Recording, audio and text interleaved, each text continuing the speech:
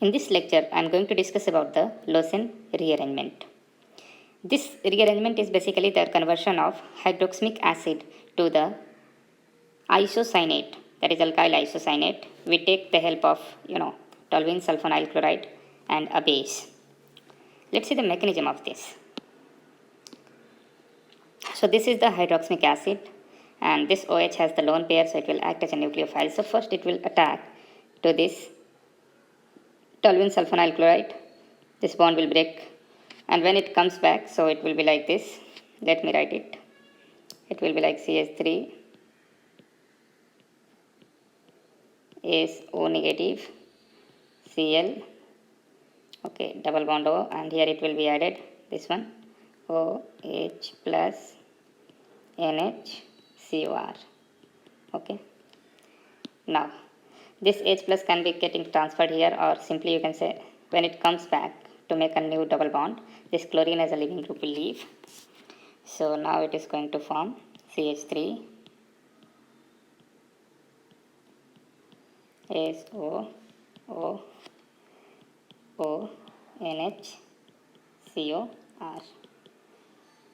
Now this is basically OTS. It's a very good leaving group. After that, what will happen? Again, I have taken a base. So base will take this acidic hydrogen. This is the acidic hydrogen. So this is going to take this acidic hydrogen now and will convert this to this OTS N minus COR. Okay. Now there will be a rearrangement. So this will go there. Okay. This will leave as a leaving group, and this alkyl group will shift to this position. So this is the rearrangement there that will take place. And now the final product will be R N double bond C double bond O. Up to this it will be linear, but because of the lone pair on nitrogen, this R group will not be the part of this linear structure, it will be bent. Okay. So that is the isocyanate, that is alkyl isocyanate, that is the final product of this Lawson rearrangement. Now let's do some examples of this. Suppose you have given this molecule. Suppose this is the molecule given to you, that is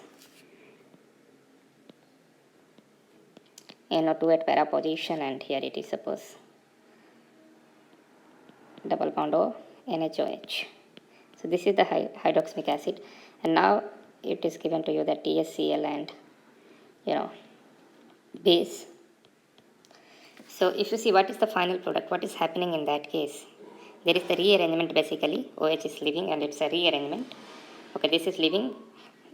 In overall, what we can say, overall we can say that this is leaving, and this is migrating there, and this is coming there. This is the overall. Okay, so similarly what we can do, this will be leaving here, this will be coming there, and this will be migrating to this.